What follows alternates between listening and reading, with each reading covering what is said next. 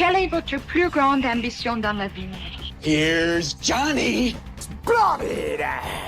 Je vais lui faire une offre qu'il ne pourra pas refuser. C'est pas vrai, je rêve. On se demande où est le monde. Bonjour à tous et bienvenue sur Rétrospect Film. Qui dit mercredi dit sortie ciné, voici ce que vous pouvez retrouver en salle ce mercredi 25 septembre. Comment un empire meurt-il? S'effondre-t-il en un seul et tragique instant?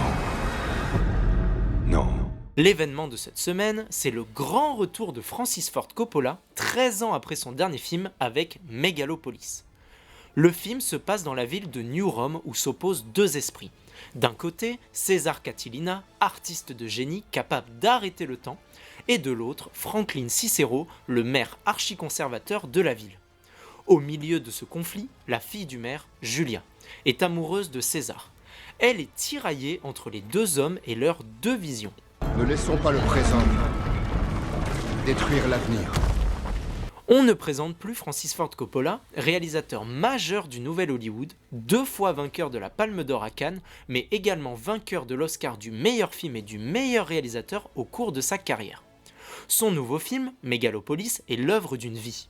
Ça fait 40 ans qu'il prépare ce projet, puisqu'il a eu l'idée sur le tournage d'Apocalypse Now en 1979. Projet qui a d'ailleurs failli être abandonné à plusieurs reprises. Pour le sauver, le réalisateur a fini lui-même le financement de son film en hypothéquant ses propres vignobles, un film qui aurait coûté environ 120 millions de dollars. Présenté en compétition officielle au dernier festival de Cannes, le réalisateur s'entoure d'un casting solide, composé entre autres d'Adam Driver, Giancarlo Esposito, Nathalie Emmanuel, Aubrey Plaza, mais également Shia LaBeouf, Jon Voight, Laurence Fishburne et Dustin Hoffman. Mesdames et messieurs, et chers enfants de tous âges, bienvenue. Cette semaine, retrouvez également le nouveau film d'Audrey Diwan, Emmanuel. Qu'est-ce que vous cherchez au juste? Vous savez, seuls deux types de clients fréquentent les hôtels de luxe. Ceux qui chassent et ceux qui fuient.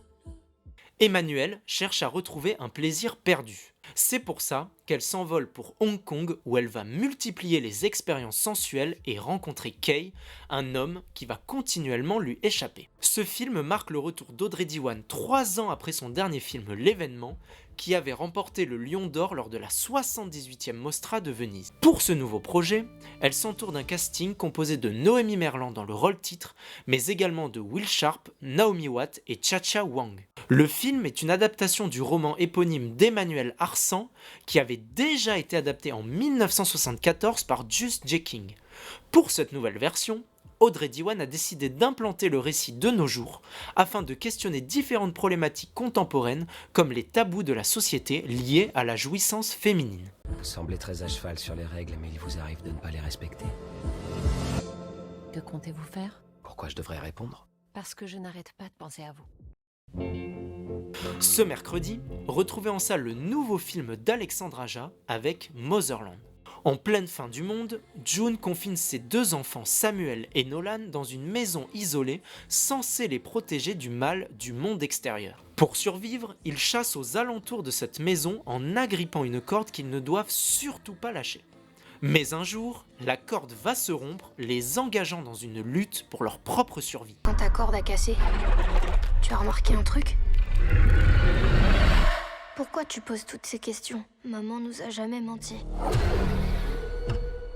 Alexandre Aja, un des représentants du cinéma de genre français depuis plus de 20 ans, que l'on connaît pour Haute Tension ou encore le remake de La Colline à des yeux de Wes Craven, revient avec Motherland 3 ans après son dernier film Oxygène, qui était sorti directement sur Netflix.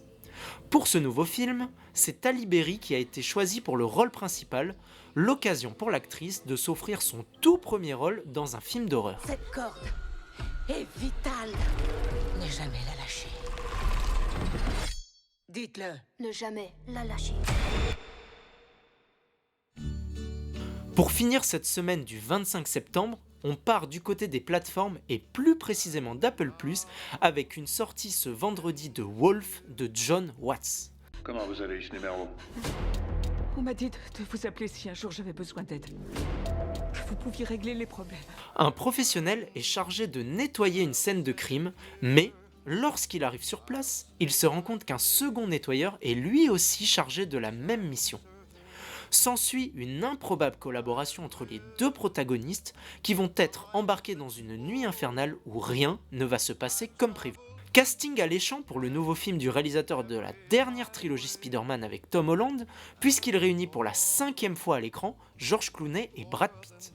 Ces derniers sont également producteurs du film et ont même décidé de baisser leur salaire afin d'offrir au film une sortie salle. Malheureusement, cette dernière a finalement été annulée pour une diffusion exclusive sur la plateforme d'Apple. A noter qu'une suite est d'ores et déjà en préparation avant même la sortie de ce premier opus, de quoi tenir en haleine ceux qui auront apprécié le film. Fais chier. Oh, fais chier. Là, c'est plus le même boulot. Ça promet d'être une longue nuit.